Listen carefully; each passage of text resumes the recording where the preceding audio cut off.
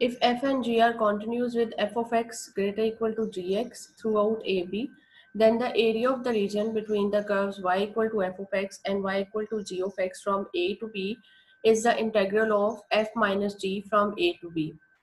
मतलब क्या है कहने का कि एरिया बिटवीन कर्व्स हमने किस तरह फाइंड करना है कि अगर आपके पास लोअर और इस तरह से ग्राफ है कि लोअर अपर कर्व है, तो आपने upper curve minus lower curve जो भी फंक्शन गिवन होगा ना, अपर जो कर्व है उसको हमेशा हम एफ ऑफ एक्स से डिनोट करते हैं, लोअर कर्व को हमेशा हम जी ऑफ एक्स से करते हैं। तो जो हमारे पास इंटेग्रल आएगा वो upper curve minus lower curve आएगा। और अगर आपके पास ग्राफ इस तरह से है कि राइट हैंड और लेफ्ट हैंड कर्व है, तो आपने जो हमेशा राइट हैंड कर्व है उसको एफ ऑफ एक्स का नाम देना है, और जो लेफ्ट हैंड कर्व है उसको हमेशा जी ऑफ एक्स का नाम देना है। तो एफ माइनस टी यानी कि right hand curve minus left hand curve, वो आपके पास एरिया बिटवीन द कर्व्स आएगा। तो पहले हम एक्सरसाइज नंबर 5.6 स्टार्ट करते हैं। क्वेश्चंस नंबर जो मैंने लिखे हैं वो एक्सरसाइज के सवाल मैंने किए हुए हैं। तो पहले सब्स्टिट्यूशन विद डेफिनेट इंटीग्रल हम करेंगे, उसके बाद एरिया बिटवीन कर्व्स के सवाल स्टार्ट होते हैं। Exercise number 5.6 question number 2 part A 0 to 1 r under root 1 minus R square. अब आप देखें कि यहाँ पे 2 के साथ अगर हम मल्टीप्लाई और डिवाइड कर देंगे तो हमारे पास डेरिवेटिव आ जाएगा इसका, क्योंकि 1 माइनस आर स्क्वायर का डेरिवेटिव क्या होता है, माइनस 2r। तो अगर हम r को 2 के साथ मल्टीप्लाई कर देंगे और 2 से ही डिवाइड कर देंगे तो हमारे पास डेरिवेटिव आ जाएगा, लेकिन माइनस 2r के साथ करना पड़ेगा। तो अगर हम माइनस 2r के साथ करेंगे तो हमें उसे बैलेंस करने के लिए बाहर भी जो जहाँ पे 2 डिवाइड किया उसके साथ भी माइनस लिखना पड़ेगा। तो अब ये हमारे पास ये बैलेंस हो गया है। तो अब डेरिवेटिव जब साथ पड़ा हुआ तो आपको पता है पावर में एक नंबर ऐड करते हैं और नीचे डिवाइड कर देते हैं। तो वही मैंने नेक्स्ट स्टेप में किया, -1/2 1 minus R square 1/2 plus 1 divided by 1/2 plus 1. Then I have applied limits in the next step. -1/2 this will become 3/2. In the next step हम इसका रेसिप्रोकल ले लेंगे, -1/2 multiply by 2/3. Then 1 minus 1 3/2 minus 1 minus 0 3/2. ठीक है, तो answer will be 1/3, just ये वाला, क्योंकि माइनस माइनस प्लस हो जाएगा, ये -1 बचेगा ना, क्योंकि ये 0 हो जाएगा, 0 माइनस 1। जी मैम ये -2r ये इसका इंटीग्रेशन नहीं होगा क्या? नहीं, ये तो आपने बैलेंस करने के लिए लिखा है ना, इसका इंटीग्रेशन क्यों करना है? ये इसलिए लिख रहे हो क्योंकि ये इसका डेरिवेटिव है। मैम ये गायब कैसे हो गया? इसका बैलेंस करने के लिए दिक्कत है, आगे ना हमने कोई इसका डेरिवेटिव किया ना इंटीग्रेशन किया, कुछ भी नहीं किया, आगे इंटीग्रेशन जहाँ हमने किया तो ये गायब हो गया। अलीबाग मुफ्ती, ये रूल है इंटीग्रेशन का, आपको रूल नहीं आते हैं? ये रूल है इंटीग्रेशन का कि जब आपके पास डेरिवेटिव लिखते हो ना, आपके पास कोई इंटीग्रेशन का टर्म है 1 माइनस आर स्क्वायर, तो उसके साथ उसका डेरिवेटिव मल्टीप्लाई करते हैं। इसका मुझे पता है कि हाँ तो फिर पता है, तो फिर आप, डालना लाज़िम। हाँ तो फिर आप, आपको ये भी पता होना चाहिए कि जब आप साथ में डेरिवेटिव मल्टीप्लाई करते हो तो फिर जो आपके पास ओरिजिनल फंक्शन होता है वही यूज होता है, उसी के अंदर पावर ऐड करते हैं। इसी तरह अगर ये फंक्शन नीचे होता है डिनोमिनेटर में तो फिर इसको नेचुरल लॉग में लिखते, तब भी ऊपर वाला फंक्शन तो नहीं लिखते हम, क्या लिखते हैं? आप लिखते होगे फिर, ऊपर वाला फंक्शन तो नहीं लिखते जी। सॉरी आवाज कटी है आपकी। जी मैं समझ में आ गया, लेकिन मैम ये माइनस कहाँ से आ गया? माइनस से पहले नहीं था। यही तो बताया मैंने आपको कि जब आपने 2 से मल्टीप्लाई करना है तो 2 से डिवाइड भी तो करना है ना। तो जब 2 से मल्टीप्लाई और डिवाइड करेंगे तो इसका डेरिवेटिव -2r था, तो अगर मैं माइनस इधर लिख रही हूँ तो ओरिजिनली फंक्शन में तो माइनस नहीं है, तो इसलिए मुझे बाहर भी माइनस मल्टीप्लाई करना पड़ेगा ताकि ये माइनस माइनस प्लस बैलेंस हो जाए। -2r तो मैं इसकी वजह से लगा रही हूँ ना, क्योंकि इसका डेरिवेटिव -2r है जी।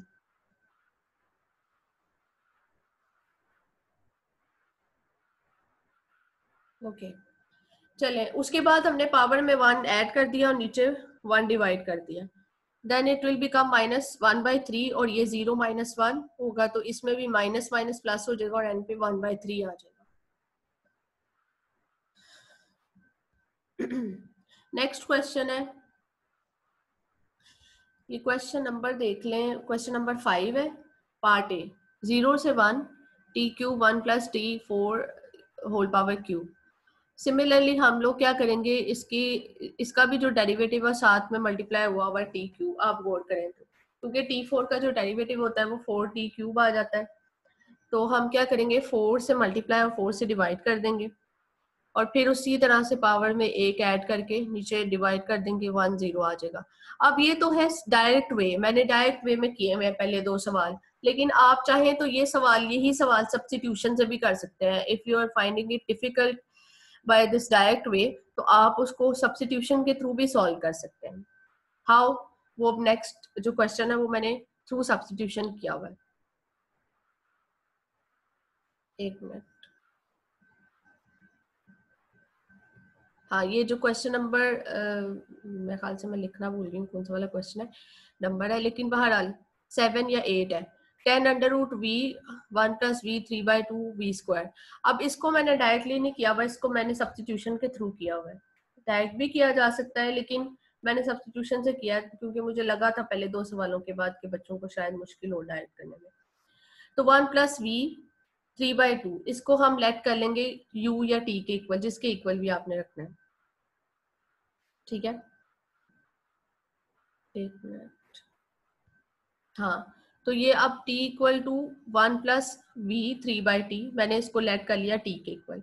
फिर उसके बाद मैंने डेरिवेटिव ले लिया बोथ साइड्स पे, तो it will be 3/2 under root V dv। Now I don't need this 3/2 here, so I will take on the other side, उसका रेसिप्रोकल आ जाएगा। मतलब जैसे पिछली स्लाइड पे देखे ना, ये अंडर रूट वी है ऊपर, नोमिनेटर में अंडर रूट वी है, so I don't need any other coefficient with it. तो जो 3/2 था वो मैं फिर दूसरी साइड पे ले जाऊंगी 2/3 dt, यहाँ पे just under root V dv रह जाएगा। ठीक है, अब इसकी जगह पे मैंने ये वैल्यू सब्स्टिट्यूट करनी है फंक्शन में। अब इस क्वेश्चन में सब्स्टिट्यूशन में ये होगा कि आपकी लिमिट्स भी चेंज होंगी, क्योंकि लिमिट्स वाला सवाल है तो आपको लिमिट भी चेंज करनी है। ठीक है, बी केयरफुल कि आप लोग ये ना करो कि आप लोग फंक्शन को पुट कर दो equal to some other variable और उस तरह से सॉल्व कर दो, ये सोचे बगैर ही कि उसकी हमने लिमिट्स नहीं बदली। क्योंकि बहुत सारे स्टूडेंट्स ऐसे करते हैं, वो फंक्शन को सब्स्टिट्यूट कर लेते हैं और लिमिट्स चेंज नहीं करते। तो लिमिट आपने लाजमी चेंज करनी है। जब आप थर्ड वेरिएबल इंट्रोड्यूस करवा रहे हो तो इट मींस लिमिट्स जो है वो डेफिनेटली चेंज होंगी। अब v जो है हमारे पास 0 था स्लाइड में, ये v जब 0 होगा तो फिर t क्या होगा, this is the way to convert limits. ठीक है, जब v 0 होगा इसमें 0 पुट करें, ठीक है, तो t equal to 1 plus 0 t 1 आ जाएगा। And when v is equals to 1 then t will be 2। ठीक है, t 2 के इक्वल आ जाएगा। तो जब लिमिट्स आपने चेंज कर ली तो उसके बाद 1 से लेके 2 तक लिमिट हो गई, और उसके बाद under root V D V की जगह पे 2/3 dt पुट कर देंगे, 2/3 dt। 10 जो है वो ऑलरेडी क्वेश्चन के अंदर था, ये देखेंगे 10 ऑलरेडी क्वेश्चन के अंदर था, तो वो मैंने कांस्टेंट के हिसाब से बाहर निकाल दिया। तो 10 बाहर निकला, 2/3 dt जो अंडर रूट वी dv की जगह पुट किया है वो बाहर निकला, और नीचे जो है वो t स्क्वायर आ गया, जो कि मैंने ये चीज t के इक्वल पुट की थी ना, तो उसका पावर 2 था तो इसलिए t स्क्वायर आ गया। Now I just have to integrate it simply. तो इसका जो है वो मैंने पावर रूल वाला यूज करना है formula, t - 2 + 1 divided by -2 + 1।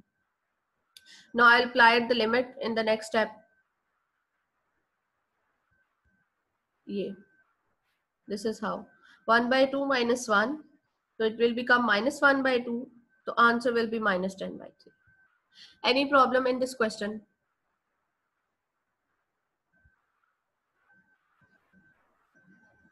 If anyone has problem in this question, he can raise hand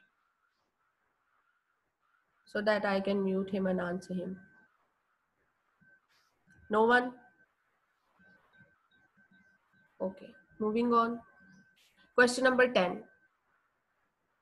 0 to 1 x cube divided by under root x4 plus 9 dx.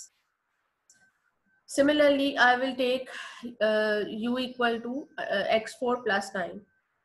Then taking the derivative on both sides, it will be 4x cube dx equal to d. Then x cube dx, I need only x cube dx on other side. So 4 is extra here. I'll take on the right hand side 1 by 4 du. So I'll put 1 by 4 du instead of this x cube dx in the next step. Okay. Now one step is remaining. I have to change the limits 0 and 1. So when x is 0, u will be 9, and when x is 1, u will be 10. You can put it in this step कि आपके पास जब x जो है वो 0 है तो इसमें put करें तो u will be equal to 9, and when you will put x equal to 1 तो u will be equal to 10. So so this will be the limit from 9 to 10, 1 over under root u, and instead of x cube dx I have put here, inserted the value of x cube dx 1 by 4 du. So I'll integrate it 1 by 4, u minus 1 by 2, 9 to 10, and then use simply the power rule of integration, minus 1 by 2 plus 1 divided by minus 1 by 2 plus 1, and limit 9 to 10. I'll apply the limit in the next step. So it will be under root 10 minus under root 9. Under root 9 is equal to 3. So answer will be under root 10 minus 3 divided by 2. Hamza Ali raised hand.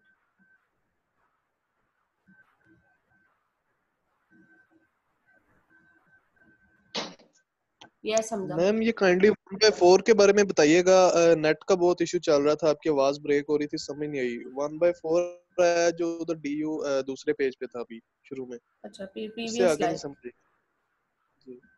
ये यहाँ पे कह रहे हैं आप, ये slide? Yes ma'am, ये नीचे से बिल्कुल शुरू से जो है ना, ये आप देखें ना कि मैंने लेट किया x4 + 9 को इक्वल टू u के, ठीक है। उसके बाद डेरिवेटिव लिया 4x cube dx equal to du। अब आप यहाँ पे फंक्शन में गौर से देखो तो न्यूमिनेटर के अंदर x क्यूब dx है, ऐसा ही है। yes. 4 तो नहीं है ना यहाँ पे कहीं भी, तो मेरे पास यहाँ पे 4 आ रहा है, तो दिस 4 इज एक्स्ट्रा हेयर। तो मैं बस ये कह रही थी कि इस 4 को मैं दूसरी साइड पे ले जाऊंगी, ठीक है, क्योंकि मुझे x क्यूब dx की वैल्यू चाहिए। तो मैंने बेसिकली यहाँ पे x क्यूब dx की वैल्यू 1/4 du निकाली है, जो कि मैं नेक्स्ट स्टेप में I am gonna put here value. तो आपकी जो वैल्यू है ना 1/4 du 1 over under root u, और ये लिमिट्स मैंने आपको, लिमिट समझ आ गई है कि लिमिट्स किस तरह निकालनी है? चलिए दोबारा फिर भी रिपीट कर देती हूँ कि लिमिट मैंने x इक्वल टू 0 उसी फंक्शन के अंदर पुट किया तो u 9 आएगा, और x इक्वल टू 1 उसी जो ये प्रीवियस फंक्शन था x4 + 9 वाला, इस स्लाइड पे x4 + 9 वाला, उसमें 1 पुट करूंगी तो u इक्वल टू 10 आ जाएगा। तो 1 over under root u minus 1/2। उसके बाद next step is u minus 1/2 plus 1 divided bye minus 1/2 plus 1, 9 से 10। नेक्स्ट स्टेप में मैंने जस्ट लिमिट अप्लाई की हुई है, और आंसर जो under root 10 minus 3 divided by 2 10 आ जाएगा, सॉरी 2 आएगा। This was 2, I have mistakenly written 10। ये देखेंगे 1/2 है। ओके, क्वेश्चन नंबर 13, 0 से 2 पाई cos z divided by under root 4 plus 3 sin z dz। sorry, let t is equals to 4 plus 3 sin z. I have taken 4 plus 3 sin z equal to t, and then I'll differentiate on both sides with respect to z. dt is equals to 3 cos z because 4 is constant. Now I need the value of cos z dz. तो 3 is extra here, so same is the case। वो जैसे previous आपने किया ना कि 3 को side पे ले जाएंगे, तो उसी तरह आप 3 को इस साइड पे ले जाएं, 1/3 dt आ जाएगा। Now I have to change the limits. So when z is equals to 0, t will be 0, t will be 4। when z equal to 0 होगा तो sin 0 0 होता है, ये चीज तो 0 हो जाएगी ना, खाली t equal to 4 आएगा। and when t is equals to 2 pi, z equal to 2 pi, तो t क्या आएगा, sin 2 pi is equals to 0, फिर ये चीज 0 हो रही है तो t equal to 4 आ रहा है। so ये जब दोनों लिमिट सेम हो जाती हैं, t equal to 4 आ रहा है, लोअर लिमिट भी t equal to 4 आ रही है, अपर लिमिट भी t equal to 4 आ रही है, तो क्या प्रॉपर्टी लगती है, कोई प्रॉपर्टी होती है इसके बारे में? एनीवन? कोई प्रॉपर्टी होती है इसके बारे में जी? मैंने आपको बताया था लास्ट प्रीवियस लेक्चर्स में कि प्रॉपर्टी कौन सी यूज होती है जब आपकी अपर लिमिट और लोअर लिमिट सेम हो जाती है, तो इंटीग्रेशन करने की जरूरत नहीं होती, डायरेक्टली आपके पास आंसर जो है वो 0 आ जाता है।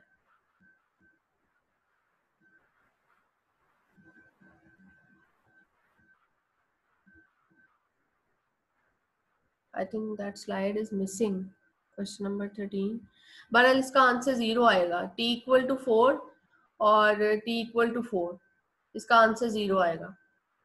At the end of this lecture I'll find out the slide which is missing, तो वो भी मैं इसमें इंसर्ट कर दूंगी, बल्कि अब भी देख लेते हैं।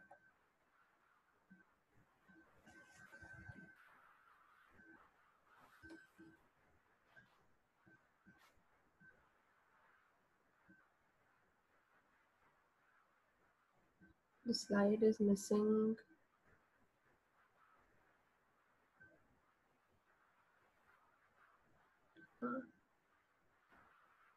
This one is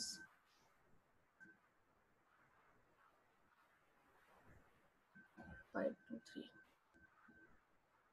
Just give me 2 minutes.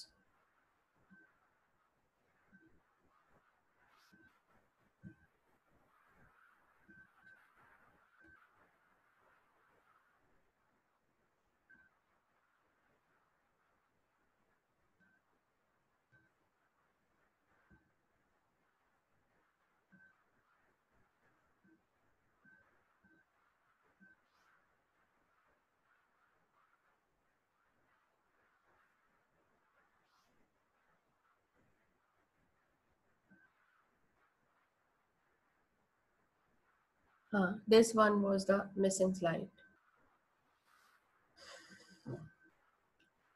Okay, fine. तो ये वो स्लाइड थी जो मैं आपको बता रही थी कि when z is equals to 0 तो t will be 4 and z equal to 2 by t is equals to 4. So when upper limit and lower limit is same, the answer will be 0 by integration property, which I told you earlier in the previous lecture. Question number 17. 0 to pi by 6 cos minus 3 2 theta sin theta. Anyone having problem in previous questions? किसी को किसी question में मसला तो नहीं है अभी तक जो मैंने करवाया है? सबको क्लियर है?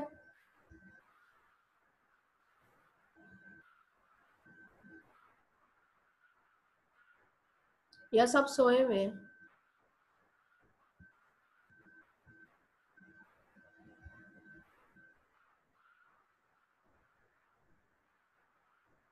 It seems के सब सोए हुए हैं.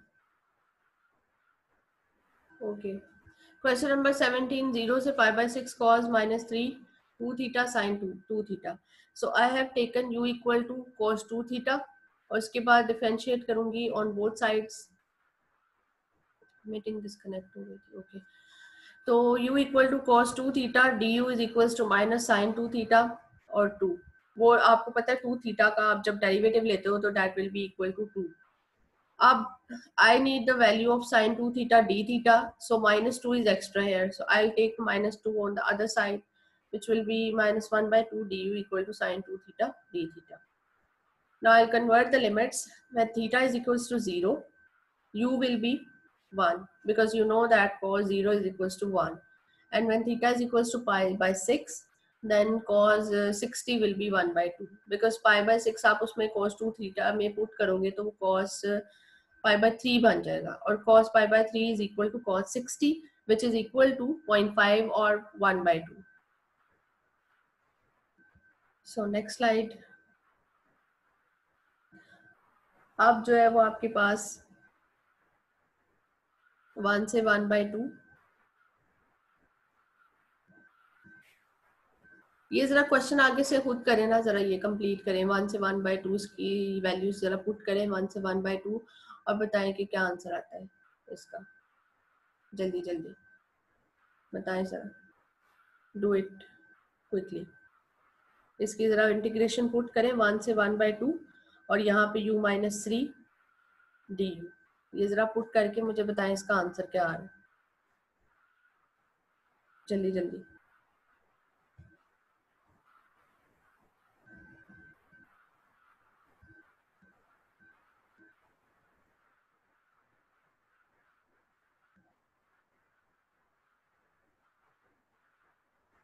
हाँ जी, क्वेश्चन नंबर 17 आधा तो मैंने किया हुआ ना, लिमिट्स भी कन्वर्ट कर दी हुई हैं आपने, जस्ट वैल्यूज पुट करनी है। तो मुझे बताएं वैल्यू क्या आती है आपकी। ये हाफ तो किया हुआ है मैंने इधर।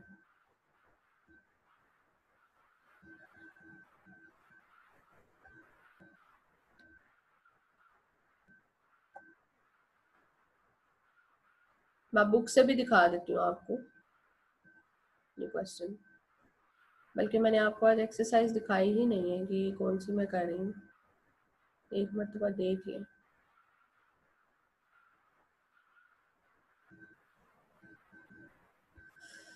ये एक्सरसाइज कर रही हूँ मैं, और मैंने ये आपको सेकंड क्वेश्चन करवाया था, फिफ्थ करवाया था, 7 करवाया था,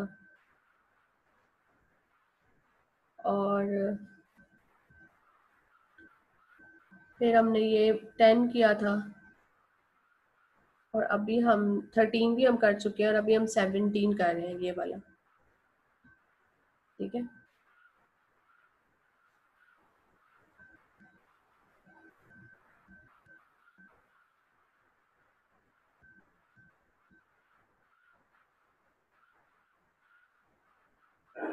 क्वेश्चन करें जरा जल्दी जल्दी, मुझे बताएं आपका आंसर क्या आ रहा है।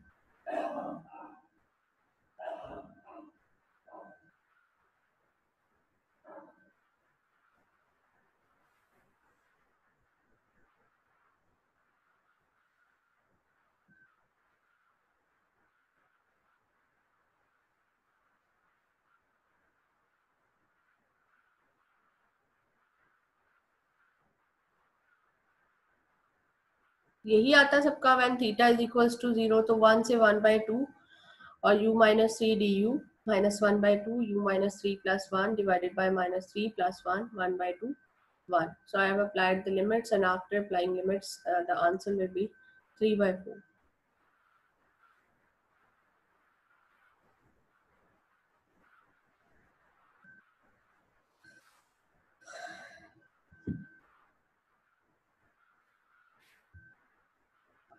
पुट करनी आई लिमिट, सबको पता समझ आ गई है सबको कि किस तरह से लिमिट पुट करनी है। 3/4 गुड। चलिए जी, moving on to the next question.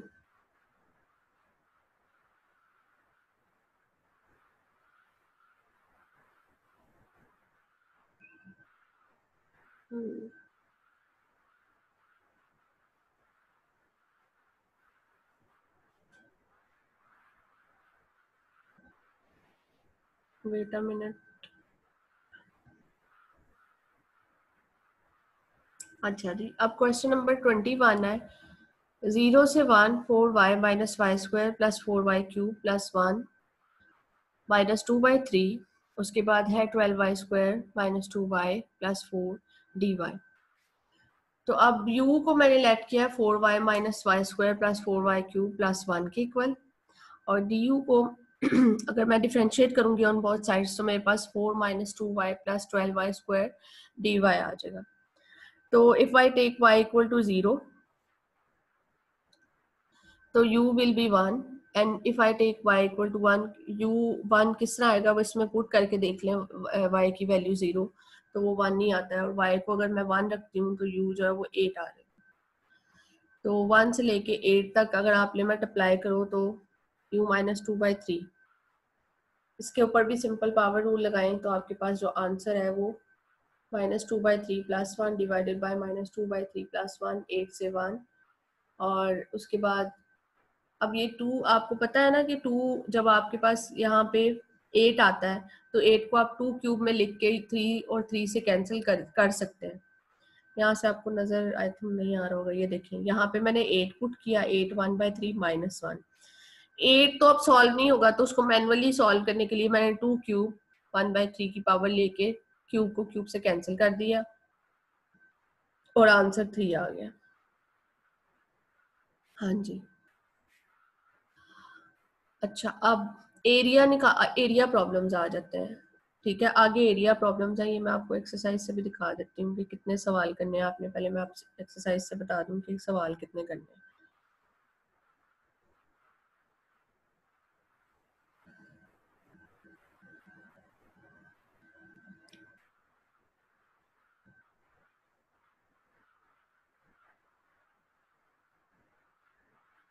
अच्छा जी, क्वेश्चन नंबर 17, 21 ये भी कर लिया हमने। अच्छा, अब आप 24 तक सारे सवाल करोगे क्योंकि ये सारे ही कवर्ड है। 1 से 24 तक सारे करने हैं आप। स्लाइड मैं अपलोड कर दूंगी। और area, find the total area of the shaded region in exercises 25 से 40। अब 25 से 40 तक तो नहीं आपने सवाल करने, लेकिन एरिया प्रॉब्लम्स आप करोगे।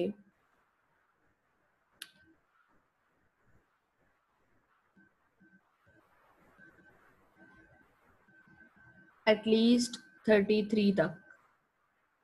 ठीक है, ये 33 तक आप करोगे, उससे आगे थोड़े से कॉम्प्लेक्स हो रहे हैं, लेकिन अब 33 तक जो है वो आप लोगों ने एरिया प्रॉब्लम्स करने हैं। ठीक है, क्लियर है सबको कि कितने सवाल करने हैं? क्वेश्चन नंबर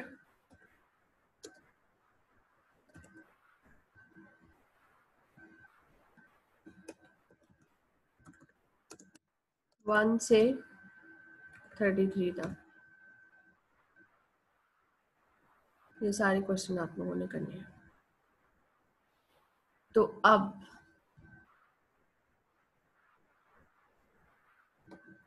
और साथ साथ प्रैक्टिस क्या करें काइंडली। आप लोगों ने ये छोड़ा हुआ है कि हम लोगों को शायद पेपर नहीं होने या जो भी है, लेकिन अब क्विजेस वगैरह प्लान हो रहे हैं आप लोगों के, तो आप लोग जरा कॉन्शियस हो जाए। क्विजेस की स्ट्रेटजी आने में देर नहीं लगनी, और फिर जब क्विजेस की स्ट्रेटजी आ जाएगी तो आपसे ये नहीं किसी ने पूछना कि आपको टाइम मिलेगा, तो साथ साथ पढ़े। Area, find the areas, total areas of the shaded region in exercises 25 से 40। अब क्वेश्चन नंबर 25 देखें, इसके अंदर ये शेडेड रीजन -2 से 0 पे भी शो हो रहा है और 0 से 2 पे भी है। तो ये क्वेश्चन मैंने सॉल्व किया हुआ है। So let's get back to the presentation.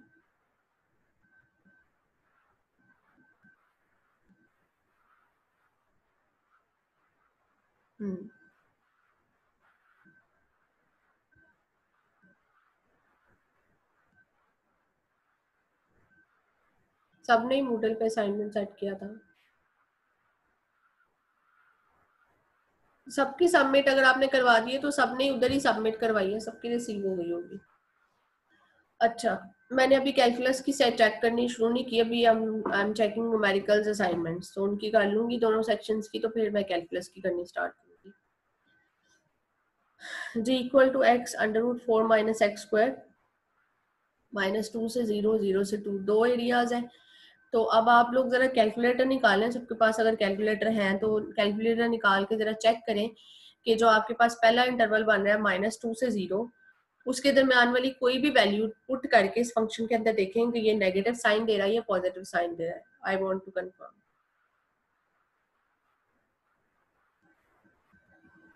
ठीक है, कैलकुलेटर ओपन करें, खोलें और उसके अंदर देखें कि -2 से 0 के दरम्यान में कोई भी वैल्यू लेके और 0 से 2 के दरम्यान में कोई भी वैल्यू देके चेक करें कि दोनों इंटरवल्स में से कौन सा नेगेटिव आ रहा है, कौन सा पॉजिटिव आ रहा है। जल्दी जल्दी बताएं जरा मुझे।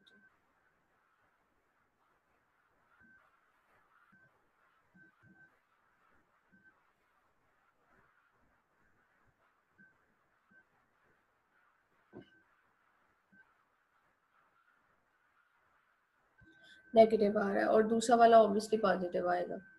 तो u equal to 4 - x square, d is equal to -2x, उसके बाद -1/2 du is equal to x dx। ये वही सारा प्रोसीजर किया है जो पहले आप लोग करते आ रहे हैं। ठीक है, उसके बाद मैंने लिमिट्स चेंज की हैं, x equal to 0, u equal to 4, फिर उसके बाद x equal to t2, u equal to एक मिनट, ये x 0 पे जब था तो वो 4 आया, और x जब 2 पे था तो वो 0 आया, -2 से 0 था ना, और 0 से 2 था, तो 2 पे ये 4 दे रहा है, ठीक है।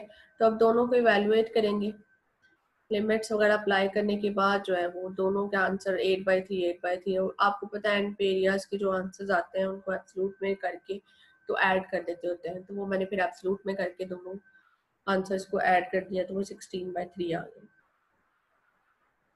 ये इसका आंसर था। ये इसके अंदर किसी को कोई इशू?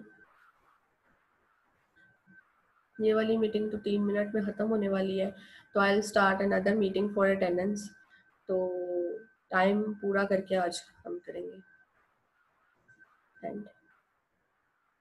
इस क्वेश्चन में किसी को कोई इशू?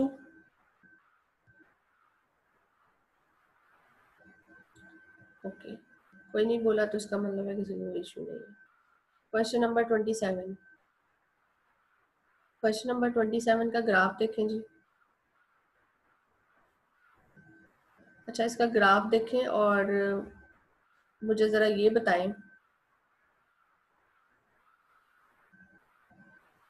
निशान के साथ what are you trying to say? M लिखा हुआ है आपने, अब मुझे समझ नहीं आई कि क्या पूछना चाह रहे हैं।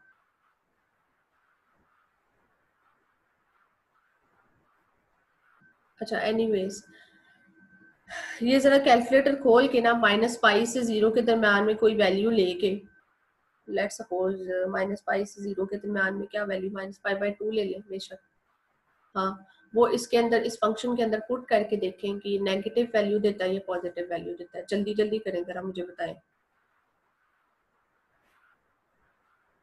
नेगेटिव वैल्यू देता है या पॉजिटिव वैल्यू?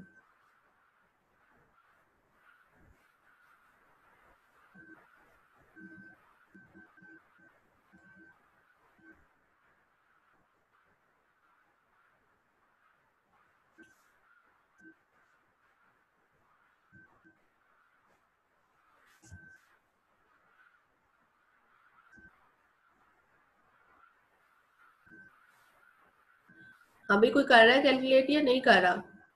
मैं पूछ रही हूँ कि इस फंक्शन के ऊपर मुझे बताएं, -π से 0 के दरमियान कोई भी वैल्यू लेके इसमें पुट करके मुझे बताएं कि नेगेटिव साइन लगाऊं फंक्शन के साथ या पॉजिटिव साइन लगाऊं।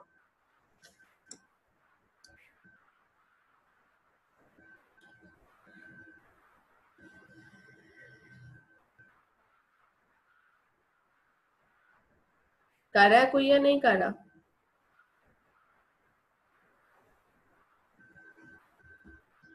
नेगेटिव साइन आता है। नहीं, हमजा इज राइट, नेगेटिव आएगा। पॉजिटिव कौन कह रहा है पॉजिटिव आएगा? अलीबाग दोबारा चेक करें, नेगेटिव आता है। अच्छा, नेगेटिव साइन आएगा तो अब हम क्या करेंगे, u को 1 + cos x के इक्वल रखेंगे, du = -sin x dx आ जाएगा। हाँ, नेगेटिव आता है तो d = -sin x dx आ जाएगा। अब फंक्शन के अंदर जो है वो sin x है तो मैंने माइनस एक तरफ कर लिया। उसके बाद when x is -π तो u जो है वो क्या होगा, cos π -1 तो u 0 हो जाएगा, और when x is 0 तो u 2 हो जाएगा। तो 0 से 2 -3, ये तो एक -3 ये वाला था और एक -du ये वाला था, तो माइनस माइनस प्लस हो गया।